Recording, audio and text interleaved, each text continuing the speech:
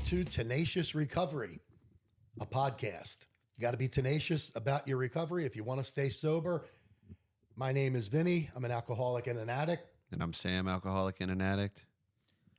And I'm Kevin, alcoholic All right. and addict. Way to go, Kev, my man. I'll kick it over to Sam since you guys are tight. I'm happy you're here, buddy. I'm happy to be here, buddy. Listen, this is, I think about you a lot when I think about where I met you and kind of how we've come back in touch with each other through like several different points in time. But yeah, I met Kevin in 2014, 13? 14. We were both institutionalized at the time. It was probably that time in my life was like the first time I was like really engaged in getting well. Like I actually was like, I think I'm going to listen to people for, I didn't stay sober, but it was like my intro to willingness, I'll say. 100%. Like fully completed. And I met you. Were we roommates? No. We were not roommates. No. Not roommates, but we were super tight. We were both in there for in sure. treatment. Yeah. And the Marlboro Red days. The Marlboro Red days. And That's great. and then I didn't see you for a while. Years. Yeah, I mean, if you remember, that's when Florida. Everyone was going to Florida. Yeah, and Kim, my oldest mom, was pregnant. Well, yeah, that's like the one thing I remember wholeheartedly is this guy, Kevin, was coming into treatment. He's like, yeah, I'm having a baby. And you had like just found out. Yeah, I just found out. I think you might have been like the first person I like told. Yeah. I went to treatment because she was pregnant and like I was going to do everything the right way this time. Yeah. I'm going to Florida. I'm going to listen. I'm going to do it. And yeah.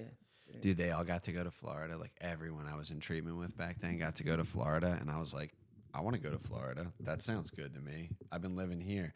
What I know now is that like I wasn't able to go to Florida based on what health insurance would allow me to do. Right. I just had like a regular mom and pop insurance policy and I wanted to go so bad. And let me tell you something, knowing myself, I am so blessed that I didn't. Absolutely. I'd probably be in jail today. You know what I mean? Without a doubt. Knowing myself and the way I can get, And the especially way with untreated Florida was alcoholism. back then Yeah. with treatment and out-of-network stuff and Palm Beach Shuffle and all that garbage, which doesn't really happen anymore, but you might have gotten caught up with that. And 100% would have. Knowing myself, dude, it was the Wild West down there. 200%. I'd be in federal prison. Yeah. It's so funny. A lot of the guys I know who got sober in Florida do end up going to prison, and it's not even for treatment stuff. They just got a job at a place that was hiring, like some boiler room, like call center or like fake industry. And then they get out of it. Then the government comes knocking on their door like 3 to 4 years later. And they all end up going to do federal time for something. You know what I mean? And it had everything to do with that whole Florida shuffle and all the... Just the culture. It's just a different world. It was a horrible culture. It's can't a lot say better that now. No, it's a lot but better now. 10 years ago, 12 years ago, yeah, it gave the treatment industry a horrible name. It did, yeah. And it's funny because, like, I actually think a lot of the treatment you can get in Florida now is really high quality. A lot of the times where I see treatment that is very congested in certain areas, that means two things. One, there's really shoddy, shady, bad care. But with that, there's also really, really good care because it's a really saturated market and you have to be competitive. And there are always going to be people doing the right thing out here. You know what I mean? 100%. So it's like, I look at it now. And I go down to Florida a lot just to like hang out, just because it's February in Philadelphia, dude. You know what I'm saying? Today's 60 degrees, so we can't complain. That's today true. In South Jersey. But I mean, for you, brother, I know big parts of your story, but I don't really know it cover to cover. I know you grew up in the Northeast. I know you come from a good family. Yeah, very good family. You're one of the few guys, I'll say, that's from the Northeast that has like real sobriety. No, I'm just kidding. on. Yeah, but it's just like fun. Just busting balls. Maybe our age group. No, Yeah. I'm just kidding. I'm sure there's a lot of There's a good, lot of such guys good plugged in sobriety in doing, the Northeast. doing the No right doubt. thing, you know. no doubt. I just always like to joke to say that guys in the Northeast get sober and they fucking live it. They wear the goddamn book on their chest. And then 2 years, and they're taking commitments, they're running around, they're living the life. And then 2 years later, you're like, yeah, so-and-so picked up. And I'm like, what, dude? I'm always like, are you kidding me? How did that happen? He was like Joe. And then I'm like, oh, he's from the Northeast. Yeah. That makes sense. Oh God, that's a shame when that happens. No, it But is. something they're missing something. You know, I think it's like that God piece. You know what I mean? For sure. Once you like know God, you know God. You know what I Yep, mean? You kind of sure. don't want to turn back on that. You know, I just feel like it's a hangout for people. It's something for them to do. They're high on the commitment thing, and you know, going out to eat and all that, and they have a new way of life, but they don't like really have that spiritual awakening and see a different perception of life. I couldn't agree more. No, you're Yeah. right. That's actually a really good point. But like, I'm interested to know about your life from the beginning. So From like, the rip, yeah, how you came to be yeah. who you are today. And that usually has to do a lot with the way we were brought up. So why don't you just take me back all the way? Where are you from? You're from Morel Park? Absolutely not. No? No. What part of the Northeast? Chalfont. Oh, yeah, you're Oh, from Chalfont. Chalfont. In Okay. between Morel and Parkwood, And Parkwood, Gotcha, yeah, but yeah, not yeah. Morel. But not gotcha. Morel. That's cool. Yeah.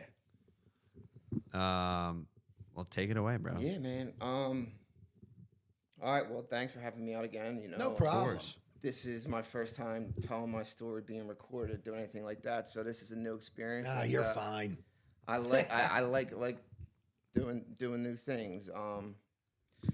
Yeah, Sam and I met in 2014. I wish I could have say I stayed sober, and I went down to Florida, and I was going to be the stand-up dad, and just wasn't my story.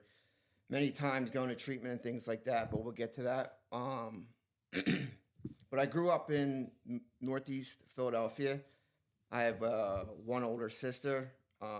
She's not an addict. My parents aren't addicts or alcoholics, but I do have a huge Irish Catholic family, and alcoholism runs through that. River runs deep Yep. with that one. Same, brother. Yeah, so it's there, just not in the immediate family. But growing up in Northeast Philly, dude, I went to Our Lady of Calvary Catholic school. Did you really? Yeah. I have nieces that went there. How about that? The one on Lights Road? Yep. Cool. So yeah, I, like you said, Sam, I came from a really good family. School just wasn't my thing. I remember from an early age, man, like I had this nun as a my first grade teacher, Yeah. and just like that fear right away. She was this Polish nun, Sister Leonore. She was always yelling and screaming, and I remember the reason why I know this stuff was I did a lot of work on myself now. You know what I mean? And Of like when you look course, back yeah. on yourself as a younger little kid, you can kind of like see yourself through your eyes as a kid. And like I didn't know like I had anxiety. I didn't know I was feared up as a young kid. I didn't know like getting yelled at school made me turn into a class clown. You know Brother, what I mean? it's insane the way I look at myself as a 30-year-old sober person back on Right. every way, not everything I did, but every way I felt as a kid. Because to be honest, like a big part of me kind of put that in the rear view for a while, but I look at the way I act now in conjunction with, like, brother, I just found out I might have been falsely diagnosed with ADHD. I just found that out. It's not, there's no way 10 million other people. there's Right. no way to prove it. You Right, know what of I course mean? not. Like I was diagnosed at the age of 6 in Right. first grade, and they were like, let's just throw Ritalin at this kid and see if he decides to get better grades, you know? Right. But I've been through working with this therapist. He's like, I don't know if I've told you this yet or not, Vin, but he's like, I don't think you have ADHD. I think you have like really, really mild forms of mania. Oh, And I really? was God, like, really? what, dude? Mania. I'm like, you're saying I'm bipolar? He's like, we're not going to put labels on it. That's why I love my therapist. He's like, we're not even going to call it mania. We're just going to call it racy brain. That's what he Okay. calls There you my go. That makes sense. Yeah. He goes, because you with did you, tell me that before. yeah, I remember he's like, the term with racy you, brain. it's high highs and low lows all the time. He's like, you articulately speak. Right. You can read. You can cook a great dinner. He's like, people with ADHD can't necessarily always do stuff like that. That makes sense. To man. that degree. You know what I mean? And he says, Yeah. and I'm not saying you don't have it, and I'm not saying you have this. He says, whatever you have, it's mild enough that you can function in life without any help pharmacologically, you know? Yeah, which is great. And that's great. Which You know is what I'm great. saying? Yeah. So I'm like, all right, so what do we do about that? He's Right. like, for now, he took it. And this is why I love my therapist. Shout out to him. Like, he's like, for now, I just need you to acknowledge it when it's happening. And I was like, bet I can do that. I do that all the like, time. okay, I'm there. Yeah, I do kinda that in try- every other facet of my life at this moment. So like, Yeah, kind of enjoy them high highs, you know? Oh, the buddy. high highs The are main- great. So do Yeah. I But the lows, chase that it. when you can't get out of bed, Yeah. like those are crippling. But I do like pace around my house like a psychopath sometimes. So yeah. Oh yeah. In the moments, for sure. Yeah, I'm absolutely batshit crazy.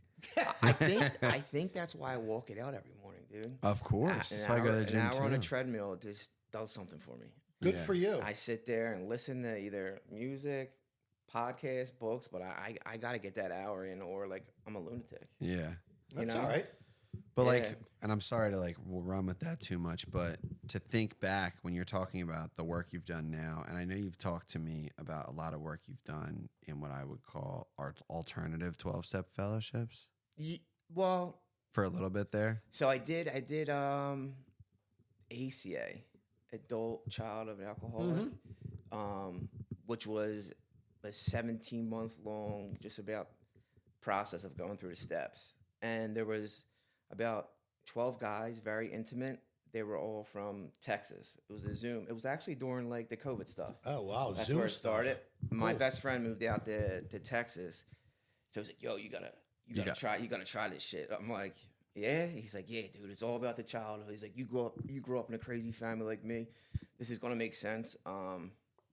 Very, very uncomfortable, but very enlightening. I think a lot of it was like, you know how they always say in AA, like, don't play the victim. Yeah. You know, this was kind of like, you are the victim. Play the victim. Play the victim and see Yeah. why. And it was Or see why you play the victim. Yeah. It was I love that. Yeah, it's good work. Yeah. yeah, it was really good work. So me and my buddy did it. It was a couple years ago. We were like 33. I think the next youngest guy on there was like late 50s, early Oh, 60s. wow. Oh wow. There's dudes in their 70s there, and they're like, you know, just tons and tons of wisdom. But And yeah, a lot of them were in AA too, right? yeah, majority. But then there was a very lot of high successful like finance guys that weren't AA, but like just couldn't shake whatever it was How on the about that? inside, and Yeah. they found that peace through like a 12-step fellowship like that.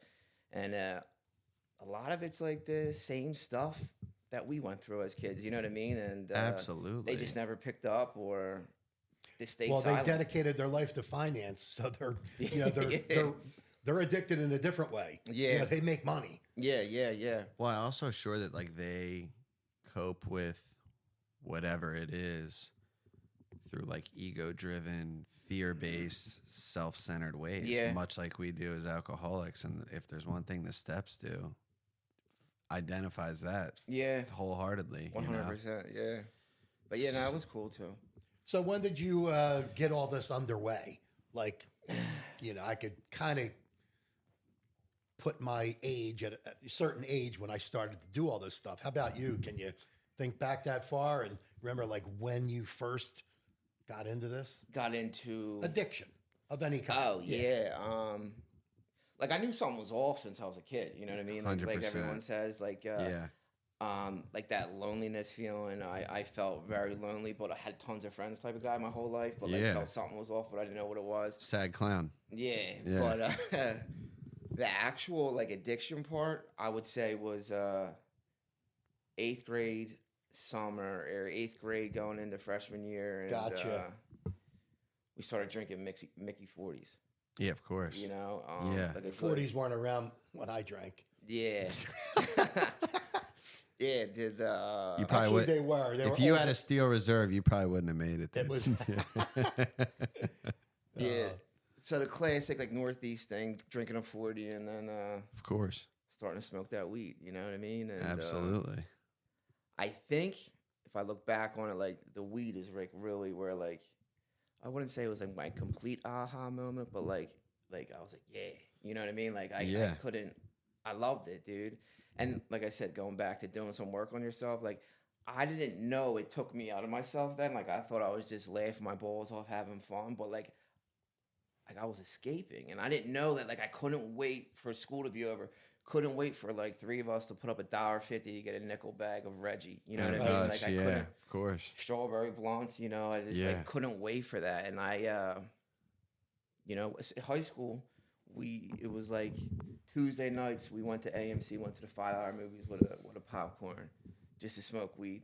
Wednesdays we played at the courts and ball just to smoke weed. Everything revolved around weed in high school, like, and then like another thing is like, it's like I want to be smoking all this weed, like I'm gonna sell it, right? Oh, nice. And then like another thing, like again doing the work, whatever, kind of made me feel like the man. Yeah, of course. You know what I mean? Like I'm the guy that's got something. They're coming to Kev for something, like you know, a little money in my pocket, a couple Nick bags, you know, and that's like another thing of mine. Like, I felt like I arrived a little bit. Like I'm the weed man. You know what I mean? Sure. Yeah. In our twisted thinking, you felt like you were the man. You know what I mean? Like people 100%. Were seeking you out. Where's Kevin? He's the guy. Yeah. Yeah, the guy in my own head. You know what I mean? I tried to sell drugs so many times, and I was just always really bad at it. I was so bad at it, dude. I tried so many times. I mean, I have gotten so many different things fronted to me on credit. And right. And then people were looking for you. Oh, dude. You have no idea. Dude, you have no clue. Yeah, no, I've been there. But yeah, so I would say like 8th grade, freshman year, you know, then I was in high school. I played sports and stuff like that, football and lacrosse. I wasn't like this star-studded athlete. I played with a lot of good dudes. I started playing football at 5 and played all the way through high school, you know. Loved it. And high school really is like where like that turning point happened. You know what I mean? I had a little more freedom. Like, I think, but like, I was smart enough. But if I didn't care about it, I didn't give a fuck kind of type of deal. Mm-hmm. Like, correct. I was either into the class or I was sleeping type of You either got an A or an F. Yeah, like I was sleeping through it. Yeah. No in between. You know, I was a vicious cheater. You know what I mean? I did what I had to do to get by and like have good grades, play football, keep my mom off my back, like good Irish Catholic mom. Absolutely. School and sports mean everything, you know what I mean? 100%. So I just like, I cheated my way through everything, you know? And like that's part of my pattern too. That's when you become a liar and you become good at it and you feel like it's normal and it's okay. Yep. So, yeah, dude, just and then in high school, just to selling the weed and like drinking on the weekends, man. I don't think anything bad happened to me in high school. A couple of my buddies were like getting into the blow and stuff like that. But like I would like talk shit on people like that. You know, like you're a loser. Putting stuff up your nose, you're a loser. We only smoke weed and eat a little bit of mushrooms. I'm like, I'm like identifying myself as like this like hippie / gangster dude. You know what I mean? All the hats I wore. And like anyone that did coke was a loser at that point in time. But yeah, like that's where I think it really took off. That was like every day, you know. Now I look back on it, marijuana high, it's a high, you know. So that was daily. But like where I think it got like real bad for me, just like any good Northeast kid, they go down the shore for the summer with all their boys, you know. And, I lucked out. I had a really cool job. I was bartending, bar backing at Westie's Irish Pub, and like again, felt like the fucking man. Yeah, I'm 18, man. You know what I mean? All That's my a boys, popular bar. You know, yeah. And I'm 18. I'm behind the bar. It's an older crowd. I'm making like money. Yep. You know what I mean? Money. And then I'm selling the weed down there. You know what I mean? Feeling like the man. Like all my friends are just kind of partying, doing their thing. And I'm like, yeah, I'm doing this right. I'm actually making money. And I'm behind the bar. Being behind the bar is such an ego trip. As Yeah, somebody it's a who high, like dude. chased I did it for years. It's a high. Incredible. It's for me at least. I mean, it was what I thought my profession would be. Same. My whole life. I thought I would Same. die doing that because I could make on a good night, I could make close to $1,000. Yep. You know what I mean? Yeah. And then I could stay out all night, stay out till 4 a.m., watch the sun come up, and then do it all over again. And go to bed and Yeah, like do it's it like an again. alcoholic's dream. Yeah. Like it really is. It really truly does co-sign your bullshit because you're Yeah. living a horrendous life. Terrible. But you get to show up and get on a stage that makes Exactly. it look Makes it appealing. seem- yeah. yeah, So it's like Exactly. People literally come to see you because you're kind of entertaining. yeah, and you can just be a dick to anyone you Yeah, want. dude. It is unbelievable. It's like so crazy That was like how sick it is for somebody Yeah. like me at least, right? Or Yeah. somebody like you. Like for an alcoholic, it's wild.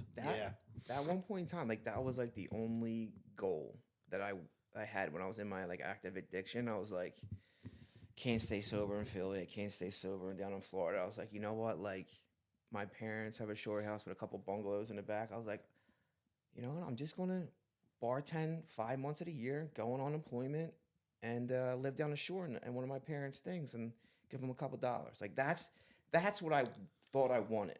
Like Yeah. I just wanted to like get off of like the bad shit. Like I just wanted to get there. I remember like that was like a dream aspiration to get back to bartending after I went down the Right. the bad path. Yeah, right. So when did it actually turn like, not that weed isn't bad enough, not that Right. drinking isn't bad enough, but So you got into some harder stuff too. Yeah, 100%. So I would say it was behind that bar. I started drinking all the time. I had 6 shifts. I was working 6 days a week, and then this is when I got introduced to the good old Percocet. Mr. Workacet. Yep. And Work a set. flying Yeah. around behind the bar. You know what I mean? It was like a ritual. I had like rituals with it. My weirdness came out. Like I had to be on the bar at 6 o'clock at like 5:15 exactly. I had to eat 2 Perk 10. So by the time I Gotcha. got on there, and I think that's my aha moment. Like my real like, I remember being behind the bar like I'm fucking grooving. Like we used to do this with my one boy, like grooving. You know what I mean? Like I'm grooving. Yeah. And that's that aha moment. Like I found myself, this delusion. Like I could talk to anyone. I could, do anything. And just had that invincible feeling. That was like my aha moment. But like, again, going back to doing the work on yourself, like once you reach that peak of the aha moment, it's all downhill from there. all It's bad, just like, dude. It's it's so like bad. all downhill. Like once you think you found yourself, besides like really finding yourself, it's like quickly. So yeah, like I said, I did what I had to do to get by in school in high school. I went down there. I got myself into Penn State. Yeah, you went to Penn State. I knew that about nice. you. Yeah. Yeah, so I went to Penn State, Maine, and that was Happy Valley's could be kind of dangerous Oh my for god. people like us. Yeah. Especially for millennials, like in the height of the Yes. opioid epidemic. Yeah. All those colleges in the outer rim of the state were like, Right. So like, I think it was my junior year. I lived with anywhere from 8 to 12 guys, all of us from Northeast Philly, just in different grades. Right. So it's Yeah. like every weekend, someone's group of boys are coming up, and every weekend, everyone wants to go hard as shit. You know what I mean? So there was never a break. Like Yeah.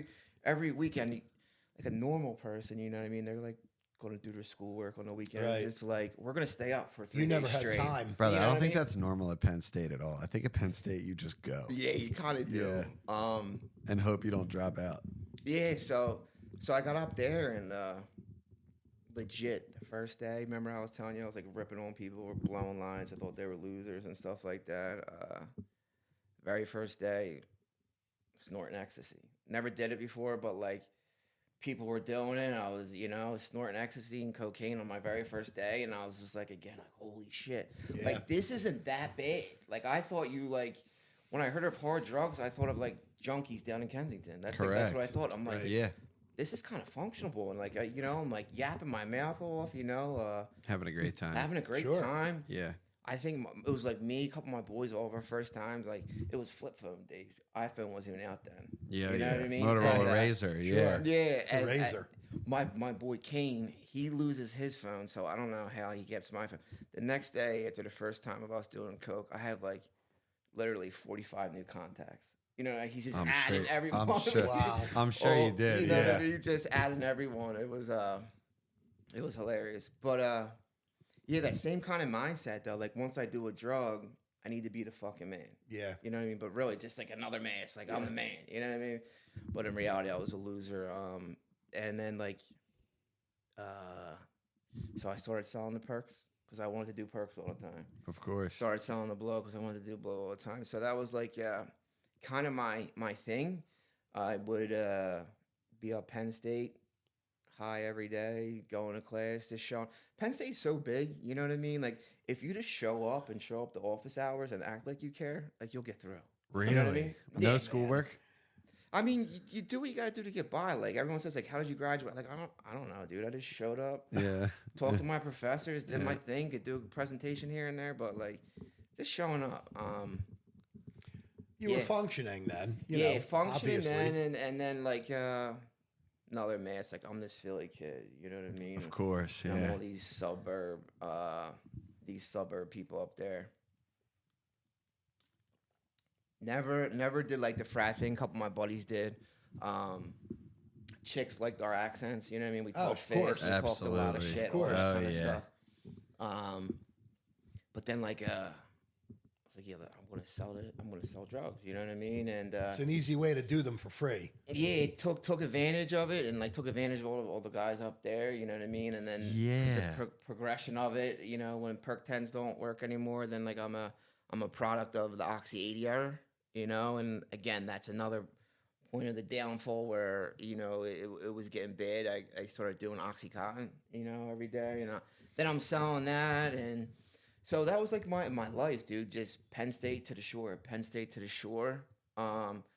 with tons of drugs. Didn't know what withdrawal was because I was always doing them. Didn't even function.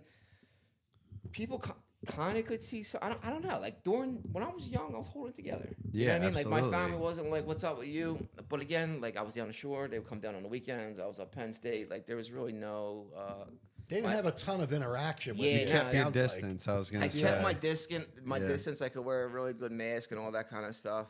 But like to be honest with you, like I built up this facade of who I was. I guess I watched a lot of movies as a kid. You Absolutely. know? Yeah. A Bronx Tale. Scarface. Of course. Yeah. A Bronx Tale. I wanted to be C. Sonny told me to get two course. educations, one from the streets, one from college. Like I'm living out my C dream or whatever, as you can say. And yeah, man, I got into a lifestyle that I was decent at, I was good at, but I definitely didn't belong in there, dude. And I started selling oxys heavy, and when you're selling that, it's a lot of money. And when you're selling them for the person, they care about their money. You know what I mean? And they want it. And they want it. So I mean, I guess let's call it I did good in the drug world for like 2-3 years. I mean, listen.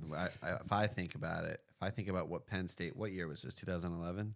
So 2005, I graduated. So 2005 to 9, I was up there. Yeah, that is like. Think about how regulated it is now. Like, Yeah, you can't get Oxy 80s, let alone Percocets anymore. You know what I mean? You They really don't even can't. make them anymore? They make them, yeah. I mean, they have to make them. Like, God didn't forbid even one of think us they- catches a terminal disease. Yeah, like, I mean, I haven't seen that's any. and that's what they're there for, though. Yeah. Right. But when I think about the early, like when I think about that, that's even a little pre, but like early 2000s Yeah. to like 2015. You know what I Yeah, mean? It was not. That stretch of time. All All of us millennials were just hit from the gate. Like we were doomed to fail. We were all like this thing literally killed off probably like 20% of us. Yeah. You know what I mean? Yeah, no, 100%. Like, because we all grew up. This isn't, and I'm not trying to like make this a socioeconomic thing, but like people from a middle class background were all doing this. It was a very socially normal thing. 100%. You know what I mean? And it was crazy, dude. Dude, it was Well, not. when you was think so about it, it was crazy. not a socially acceptable thing. It was a socially acceptable thing in the crowds you were traveling in. Maybe you're right. Yeah. Yeah, I it just, wasn't you're socially probably acceptable. right. Yeah. Because then, we'd lose 20 million kids. And we didn't lose, we lost a lot. Well, Yeah. it just goes to show because it's all your boys you grew up with. What do you mean? I grew So- up with a group of like 7 to 9 dudes, and almost all of them are dead. Yeah, I Almost believe all it. of them. Right. So You it's know what I like mean? knuckleheads hanging But it around. wasn't socially acceptable. Yeah, it wasn't. I wouldn't say socially acceptable, but I would say like for that time, you know, when you're in that Yeah. freshly independent time, you know, you Yeah. get Of away course. from your parents and stuff, which is like mostly when if someone's going to just experiment with drugs, that's the time. Yeah, Yeah. definitely. Percocets, particularly, I'll say Perc 30s, really Right. It were wasn't like, so widely available and not insanely frowned upon. right. It wasn't that taboo to do. You know what I mean? Especially at an environment like Penn State. Of course. I went up to Penn State for a week one time, and I couldn't tell you one thing that happened there in Happy Valley. You know what I mean? I was up there for 4 years. I don't know how much I can really tell you about. You couldn't tell me You much know what about I it at mean? all, Yeah, right? you Yeah. know? Yeah, I went to New Except Orleans for a fights. weekend, and Yeah. all I remember is taking off to leave to go to New Orleans. And landing That's back it. at PHL. Landed back yeah. like 3 days later. It's like, what just happened? Yeah. Dude, coming back to PHL, especially when you go somewhere warm, I will say, is like going to detox. Like when you land in Philly and you just see like, especially if it's the winter time and you go somewhere tropical, you come back and you're just like A wasteland. yeah, you Yeah. can see how cold the road is. Right, You know what I right. mean? Like you Right. can, it really is. Right. No, It really Definitely. sucks. dude, I used to say that. Like when I would go down to Florida for treatment, I'd get Yeah. back and I'd be like, the Philly air makes me feel like I'm withdrawing. Oh yeah. You know what I mean? Like I just the just, smell, The smell. dude. I feel like Yeah. I'm withdrawing. It's you know? terrible. Yeah. Yeah. That's funny. So when did it get harder? I know it got a So- little harder for you, right? Yeah, it got very, very, very hard. So like during that time is like I said, I was selling drugs heavy, and towards the end of my run, you know, I figured out like what's the old famous saying, a monkey can't sell bananas, you know what I mean? And me and my boys that we were making money at the time doing it, we're all caught up, and we owed a lot of money, and these guys from Fishtown like didn't play that, and I'll never forget it. Started out, they blew my truck up, right, like out of a movie. Wow. Yeah, and for whatever reason, like my parents had a driveway, and then my neighbor next to them didn't have a car, so I was always able to park in their driveway. For whatever reason, you know, I didn't park in the driveway that night, thank God, because it would, you know, I parked down the street.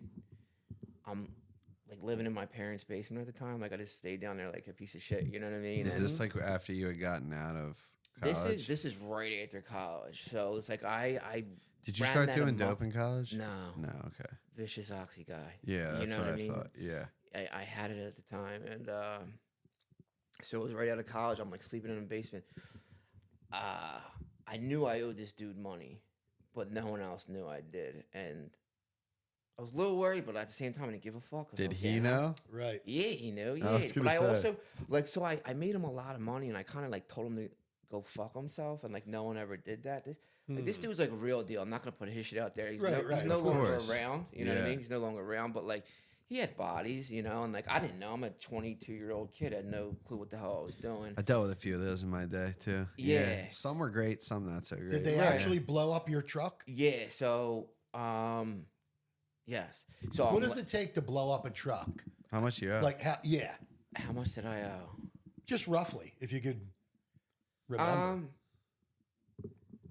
I think at the end of the day, like we called it cool over 10K, but there's probably more than that. 10 grand? Yeah. It's a lot of money, man. Yeah. you probably owe double that. Yeah. You we're- probably we're owed at gonna- least we're gonna- 15 if we're you're gonna- talking 10. Yeah.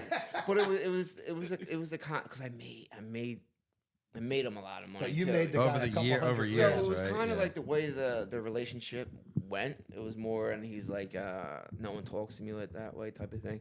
So anyway, I'm laying in my basement. All of a sudden, like there's flashlights. It's a sliding glass door, and the blinds are closed. Whatever. I see this flashlight. So I'm like, what the fuck? You know what I mean? Like, what's going on? I don't know. My car is on fire or blown up at this time. So like, I'm like, fuck it, it's him. You know what I mean? It's him. I ripped the door open. I'm like, what's up? Let's just get this over with. It was a cop. Oh, wow. And he's like, are you Kevin Kalen? I'm like, yeah. What's going on? You know what I mean? Like, I'm in like my boxers. You know what I mean? Ready to die, like literally, because I know this dude's nuts. And he's like, you had an electrical fire in your car down the street. You have a Dodge Dakota? I'm like, oh shit, yeah. So like right then and there, like with the disease of addiction, like my story. You know what I mean? There's my story. Right. Like there's the lie I'm going to believe in my head. The cop gave you that one for free. Yeah. Yep. Softball, you know? Yeah. Electricals. Yeah, right. You were like, I'm sticking with Yeah, you. dude. And yeah, so like, I'm like, fuck. I didn't go up and like tell my dad or my mom or anything like that. And then like the next morning, I go down and look at it. I'm like, holy fuck, dude! Like, holy shit! And it's melted. Your whole front end is truck melted. Yeah, you know what I mean. There's no engine. It just melted. And so I go and tell my dad, and I'm like, Dad, I had an electrical fire. You know what I mean? He's like, holy shit, this is nuts. Like, you know what I mean? He has no idea like where I'm at in my life and what I'm doing and the people I'm hanging out with. He just thinks I'm down the shore and at Penn State. He's proud of me. You know what I mean? Like I'm a Penn State grad. That's it. The facade and the mask that I put on, you know. So he said, all right, let's call the insurance company, you know. So I just live with that, and like I keep that secret. But like my best friend is like, yo, like, do you think that was him? I'm like, yeah, bro. Like, absolutely. Of course it was. It's gotta be. Absolutely. He's like, what are we gonna do? I'm like, I don't fucking know, cuz. Yeah. Like, Yeah, I don't know. because you still owed him the $10,000. Even though he Yeah. blew your truck up. Yeah. That was just a message. Yeah, that was just a message, and Oh, that was just the beginning. yo, mind you, like the part of Northeast Philly I'm from is not like. That's a great part. It's a great part. Like, Sure. it was, you know what I mean? So yeah. it's like a good area. It's all Like, it's cops. big FOP area. Yeah, Yeah, big FOP. So like that's the start, you know, and then a month later to the day, I'm just like still ripping and running, doing what you got to do now to get well without being a drug dealer and all that kind of stuff. A month to the day, the dude lights my house on fire. Your parents' house. My parents' house. Jesus. Wow. Same guy Same guy. sets your Well, parents' here's house the thing. on fire. Same guy, not him actually doing the Yeah, dirty work. Obviously, of he's course. high up there. You know what I mean? Whatever. Yeah, dude. That's one that I remember. It was me, my mom, my dad home. I'm laying in my bed and like I hear my dad and he being like confused. You know what I mean? Like what the? Because you hear the crackling. It's like my whole front door is on fire. You hear that shit, and my dad's like, kind of like he's like, "Am I fucking dreaming?" Yeah, you know what's what I mean? going He's like, on he's here? like fire, like questioning himself, like fire. Oh, man. Fire. He's like, fuck, fire. You know what I mean? And long story short, the whole house didn't catch up on fire. My dad woke up in time, but granted, like Thank God. this is like the reality of my addiction. You know what I mean? Taking me to the point where my family's in the house and there are people are after me and they're lighting my house on fire. And I told you in the beginning, I come from a really good family. My mom and dad like never did a drug in their Right. life. You know what I mean? They never did a drug. So like I'm exposing them to this madness. And I also said in the beginning of the story, like I developed being a liar at a very young age and a cheater in school and all that kind of stuff. And that night, I'll never forget it. Tons of fire departments there, detectives come and all that kind of stuff because it's like this. You can tell someone intentionally. Yeah, someone said it. Someone right. intentionally did Yeah, this, and I'm saying I'm like standing out, smoking in Newport. I'm on the Newports at this time, no more Marlboro Reds, and Yeah, of course. Oh yeah. it's in the winter, and I'm in gray sweatpants, like just sitting there smoking a cigarette, like looking around, just like dead on the inside. Probably scared out of your How mind. old were Yeah, you at like- the time? 22, 23. Mm-hmm. Okay. My mom and dad are like distraught. I'm just looking at them, just like smoking. I'm like, I couldn't feel nothing. You know what I mean? But like, I remember looking. I'm like, I wanna be upset, like you know, and I wanna like. I just remember being so dead at that moment in my life. Like, this is my life. Like, I just want to die, kind of feeling. You know what I mean? Like, I don't. It was. Yeah, it was you the- dragged your parents into that. Yeah, it was like the eeriest, weirdest feeling of my life, man. And again, like addiction and an addict is a liar. So it's like I'm getting questions by the cops. I'm thinking like I can't rat. I'm not a rat. Like this is like how sick and twisted I was. Like meanwhile, they're But did trying your parents know this was because of you or no? At this point, at this point they know something's up. But what do they know? they didn't know don't why or what was Right. going on. They don't know what is going on. My neighbor, who I shared my steps with, who's like an older brother to me, he moved down to Virginia. Great dude. He tried calling me, like, you know, like, what's going on? Like, you don't gotta lie to me. Like, Yeah. I'm gonna help you. But I didn't know how to not lie. Of course. You know, in that nice bar that I was working at down the shore, Westie's Irish Pub, I was 22, and it was an older crowd bar. Like, my parents' friends and all were going to that. Yeah. So, like, my first instinct was, like, I'm going to tell him I'm having an affair with some guy's wife down the shore. Like, this is what I'm making up to the cops. Right. Like, just, and to my... just so I don't have to like say like, yeah, I'm in shit right now. Yeah. I was selling drugs. I don't know what the fuck to do. Right. Yeah. I'm gonna ride this out. You know what I mean? And it's just Were you like, still selling drugs at this point or no? It was just at the end of it. Yeah, this is the end of it. It was the end of it. Yeah. This you know what I mean? Went out in flames, right? Yeah. Out with a bang, you know? Yeah.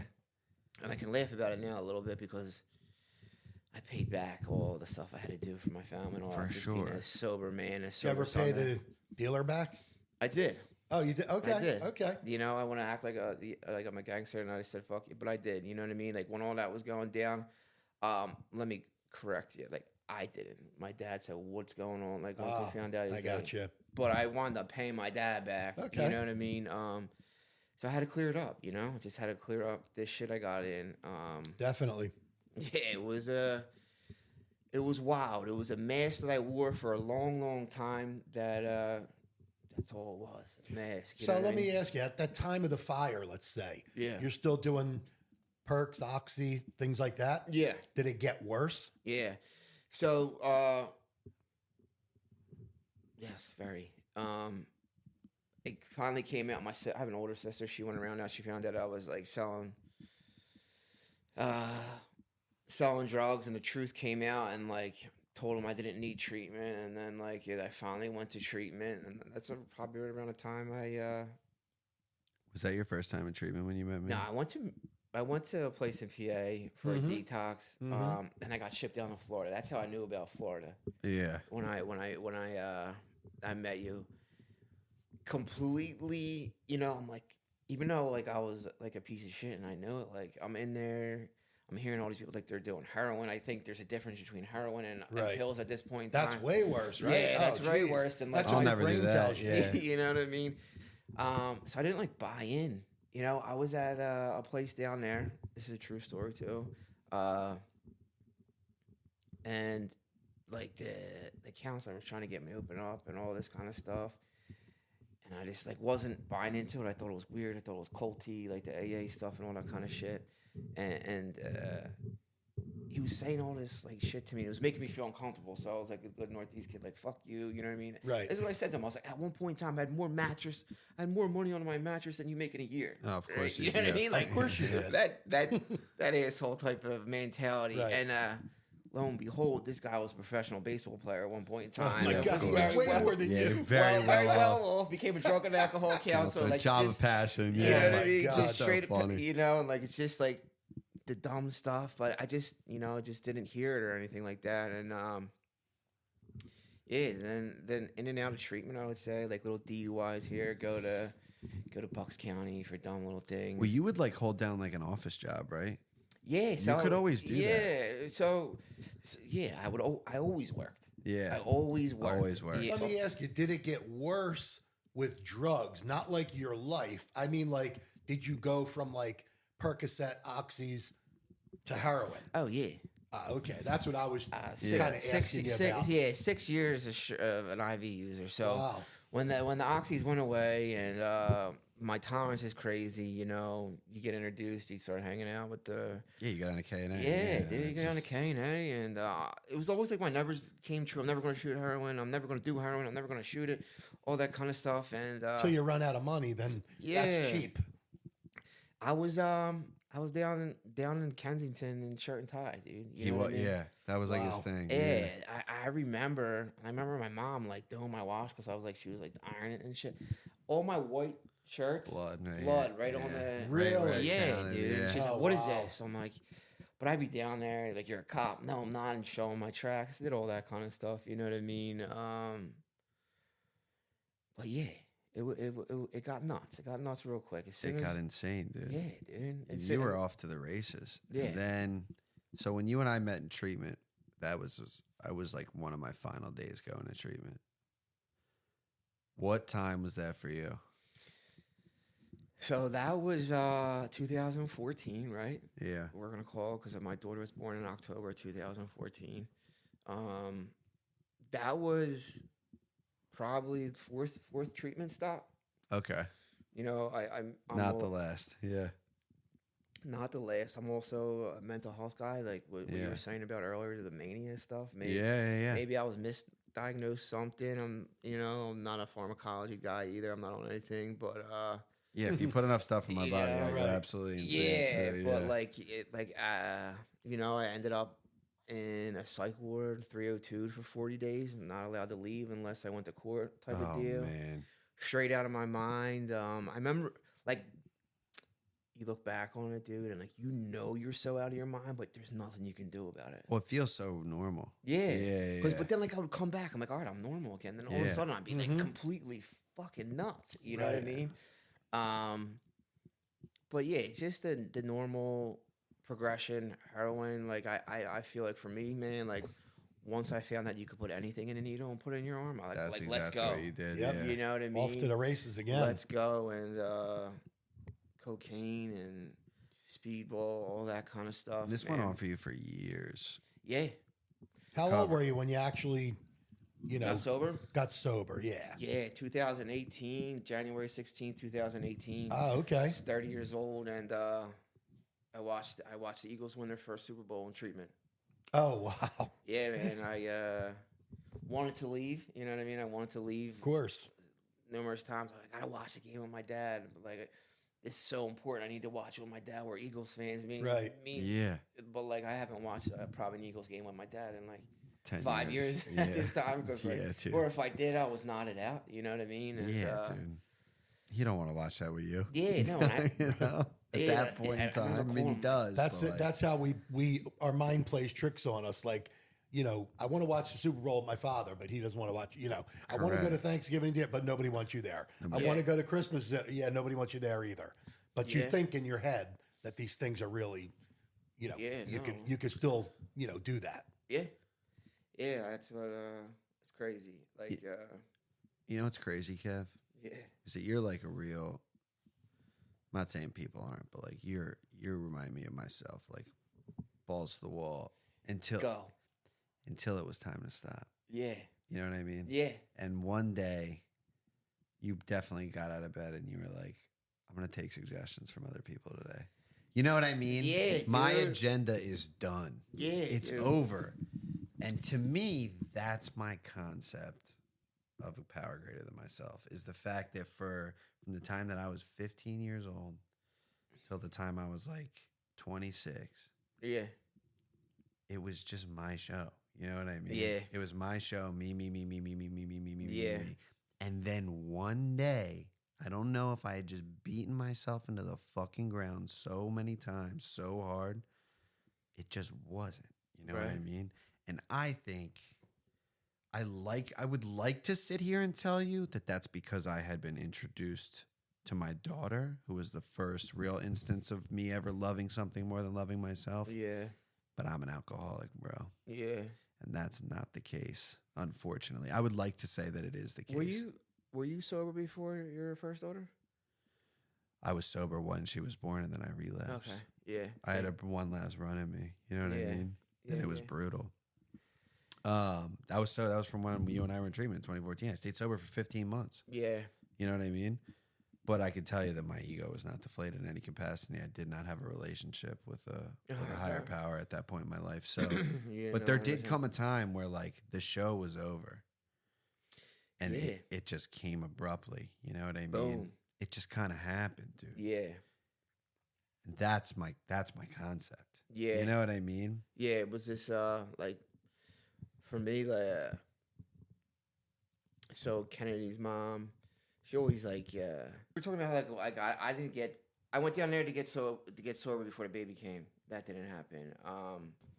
Just stopping. It came to an end. You know what I mean? I always thought there was tons of ends, but my obsession goes away. Yeah, my last one. So like I was saying, Kennedy's mom never like did the needle thing, and then she did it for like 2 or 3 days, and I put her in treatment.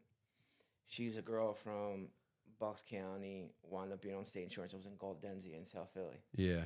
And So I put her in a treatment. Like, I'm going to do this on my own. Like, you need this. Like, you're never going to do that. Like, I don't want you. Like, I can't, like, watch you do this. We have a kid. Like, you know what I mean? We both relapsed after having a kid. And so I put her in treatment. And I was going to visit her. Like, she was, like, 2 months in. I was going to visit her in treatment, like, out of my mind at this point. Like I said, like, everything was going in the needle. I'm on to meth now, so I'm like up for days, this squirrely. Wild. You know what I mean? Like absolutely nuts, and eating Xanax and all. I never did that, but like now I'm doing that. Like everything became, when it came to the end, everything was whatever you can get your hands on, really. And so I'm driving down to see her.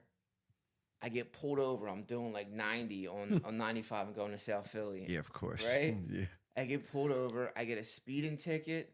I get some other ticket for some type of registration. Yeah. I'm out of my mind. I don't know how this guy let me go. It's a Philly cop. That's how. Yeah. So I'm off. I go. I'm going down to Goldenzie. I think it's like 10th and Washington. Mm-hmm. You know what I'm talking about? Mm-hmm. That was like, you can't connect the dots until you walk the journey a little bit, right? Mm-hmm. That was like the start of it. When I started to look back, like, oh, fuck. You know what I mean? And so I'll never forget it, Sam. Like, I totaled my car on 10th and Washington right there. That's pretty easy to do. Yeah. Yeah. So I'm flying. So I just got a speeding ticket, right? You know what I mean? Like on 95 coming. I'm going to visit my daughter's mom in treatment because I'm sober and I want to like come be a good partner. Because I'm sober. You almost like want to flex on her that you're doing like better. I'm sober out here. You know what I mean? Yeah, air quotes around the word sober. Yeah. And dude, I don't remember much, but I remember a little bit that changed my life.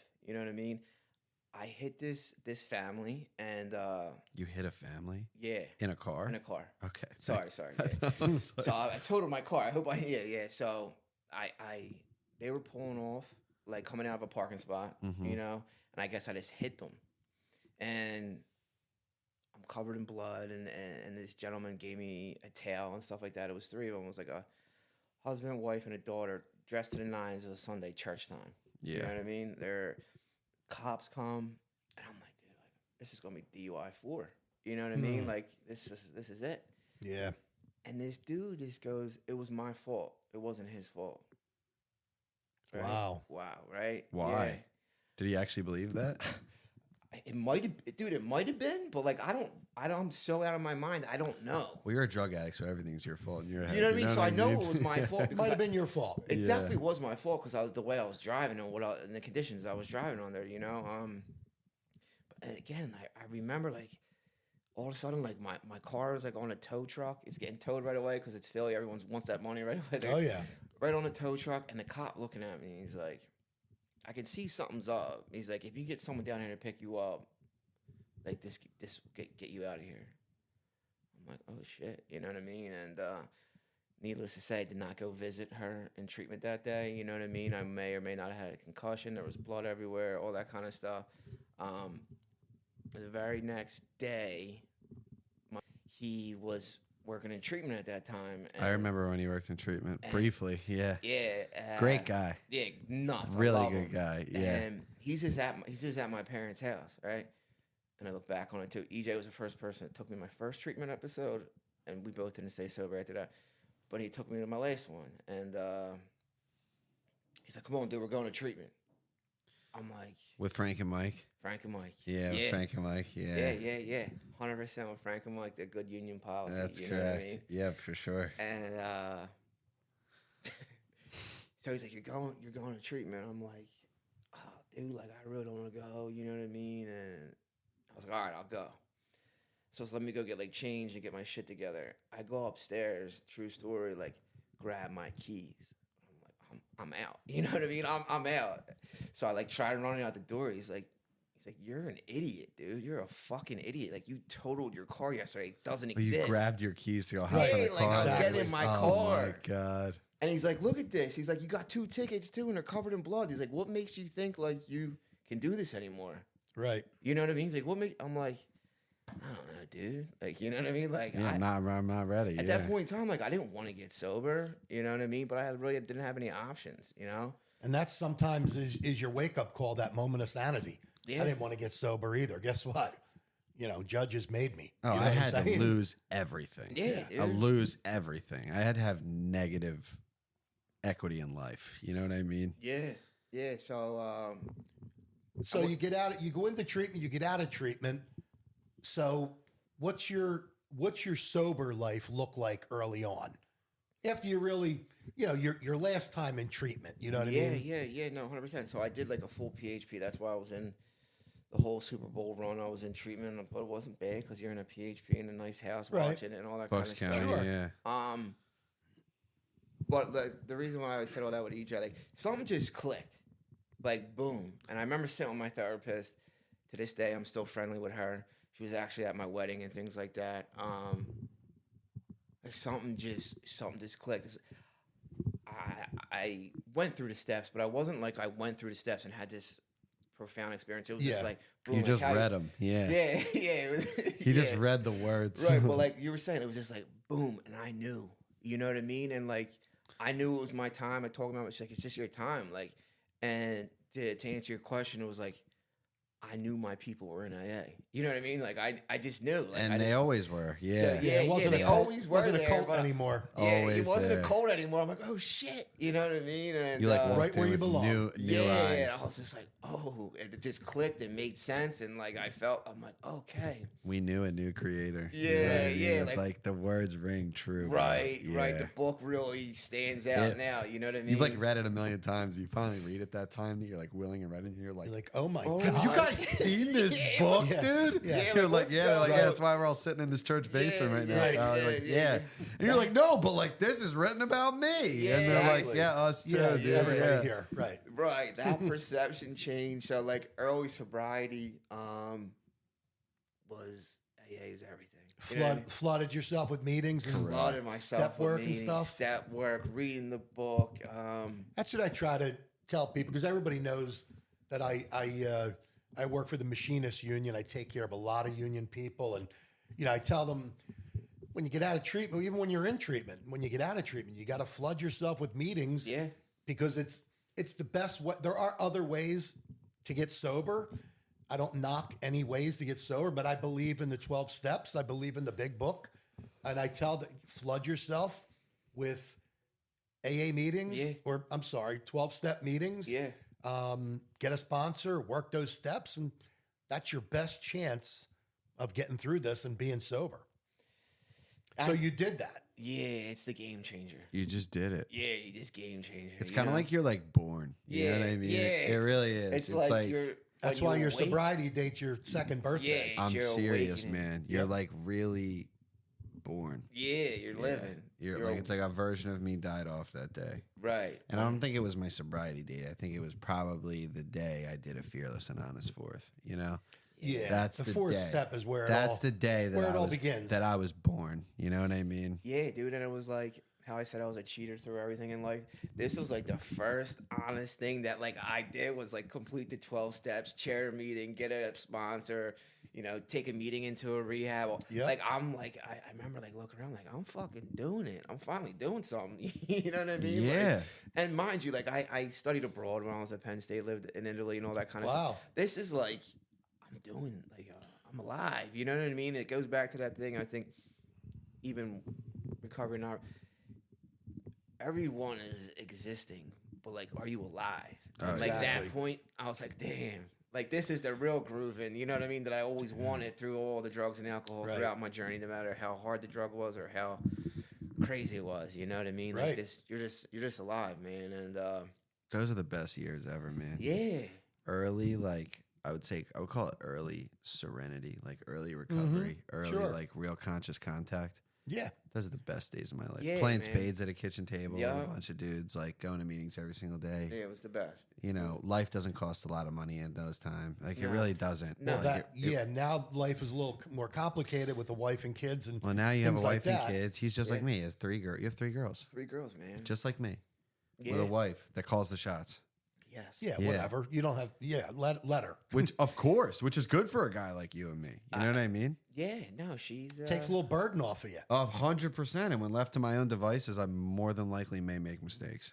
Shit gets done because of my wife. 100%. Yeah, no, My wife believe is me, no doubt about it. Yeah, she's a power greater than myself that I am. Yeah, I did. 100%. I did, yeah, 100%. I just do whatever they told me to do and just show up. You That's know what I it, mean? that's it. It's the best, dude. She does. Like, I that. hate it 99% of the time because Right. my ego can't come in and be like, oh, this is my house. Of You know what I course. mean? But, Yeah, like, sure. realistically, without my wife, like, You don't. I think yeah. my house would probably look like a crack house. You know what I mean? Like, it Yeah. really would. Yeah, We're, yeah. I'm nothing without my wife and family around me. Of course. You know, dude. and that's it's so I'm saying funny. that with 38 and a half years of sobriety. Of course. It I still love that. pertains to this day. And that's the truth. I owe it all to her and my family. just Yeah. like holds it down. And it's so funny. Like, how long you been sober now? 7 years. 7, January yeah. 16 was 7 years. 7 years. You're so into it now, you know? Like, Yeah. you're really into it. You're into this new life of yours. And, like, did you ever think No. that your problems today, your internal problems, like thinking about, how old's Kennedy now? 10? She's 10. Like, doesn't that stress you out? Having like a preteen kid, dude. I don't know about you, but like for me, like probably it stresses she's me good. out. I want to, again, I'm going to go back to my wife. I want to say no Nice. because my wife is a therapist, and like the communication skills that she developed through all of her schooling and being in private practice for so long, Yeah. and the shit that she demands out of me, that in front of the kids, that she demands out of the kids how to communicate. Stress, I'm ready to. I'm buckled in. Yeah. You know what I mean? But like, Yeah. I You're ready for kinda- whatever, yeah. ready for whatever. Good for you. We're gonna figure it out. You know, I think whatever's gonna happen is gonna happen, and through AA and God, like you know what I mean? It's just Blessed, bro. You know what I mean? It'll So work much. out. It'll Whatever- work out. It whatever always you're faced does. with. because You know like what I I don't mean? have to. I don't have to live the lie anymore. You know what I mean? No. Like we can speak truth to my children, speak truth to my wife. Yeah, I don't have to live the lie. Absolutely. Going back to looking over my shoulder when people were trying to kill me, like once I got that free, I don't lie about nothing, bro. No. You know what I mean? Yeah. Like even with work and stuff, when I'm stressed out at work, my boss is asking me this. I'm just like, look, I don't have the headspace right now, and he's like, that's fine. To do all this. Yeah. Well, like you know what I mean? Like I just like Yeah. tell my truth. I think that's the most rewarding thing. Is Yep. living Kev's truth. Living Kev's truth. You know what I mean? Like Outstanding. I Yeah. like that. you I know, like that like too. all through, like even with my wife. You know what I mean? There's days where we hate each other. For you know? sure. It's marriage, then- yeah. Shit happens. You're married. Yeah, we'll be in our heads, but it's like as soon as we tell, like, yo, I hate you right now. Like I Yeah. can't stand you because X, Y, Yeah. and Z. Or I need a And little then bit of she goes, space. You know what I mean? And she tells me why, and then we're good. That's it. It's You know like what I it mean? almost It's like, then we're good. dissipates at that. It's Yeah, like- dude. Take it out of the subconscious up there. Just rip it out and get the truth out. The freedom comes back. Dude. Yep. You know? Being Some- domesticated so wild, isn't it? It's just so crazy. Domesticated? Is that what you said? being Absolutely. domesticated. Hey, buddy, I used to smoke crack cocaine under a Yeah, bridge. You know what I dude. mean? I'm stressed out whether or not I'm going to make it home by 4 o'clock so my daughter can see me off the bus. Well, Listen. I won't get in your way of that. That's for sure. No, I'm just saying, like, my problems today. Yeah. Are, they're manageable. They're workable. but it's just, like, so funny how like, I can really freak myself out about things that I didn't even ever think were possible. Just got to take a deep breath, man. Soak it all in, bro. That's it. This was a Everything great is episode. a life experience. Yeah. Even the bad stuff. Yeah. Yeah. It's all a life experience that you should go through and come out on the other side learning something, even if it's Right. bad. You're not wrong. And you're a better person after you go through that stuff. yeah. You're Yeah, not no, wrong. I know. 100%. Believe Makes me. you stronger. Yeah. Yep. Every because of this, I would say like AA, 12-step fellowship is a school I always needed. You know Oh, what I mean? for sure. And it's a school you could always attend. 100%. You know what I mean? You could always attend that right, school too. Yeah, it's Like you never get too old to go to that Right. school. the book just gets deeper. The You know book what I mean? just, Absolutely. it just And you applies get to to more teach it, fundamental part of your Too. life. After Yeah. a while, you get to actually Yeah. teach it to Yeah, other people. Right, 100%. Like I don't even know what a resentment was. You Oh, I what mean? know. I know. Me neither. I didn't think I was allowed to be resentful. Right. To be honest, I was such a piece of shit. Well, listen, brother. This was great, dude. Yeah, man. Thanks for having me. out. Awesome. We Loved having you on, brother. Loved having you on. Vin, you want fun. to take us out? What a great story. So I'm Vinny. I'm an alcoholic and an addict. I'm Sam. I'm an alcoholic and an addict. Kevin, alcoholic and addict. My man, it was such a pleasure having you on today. And again, you're listening to Tenacious Recovery, because you got to be tenacious about your recovery if you want to stay sober.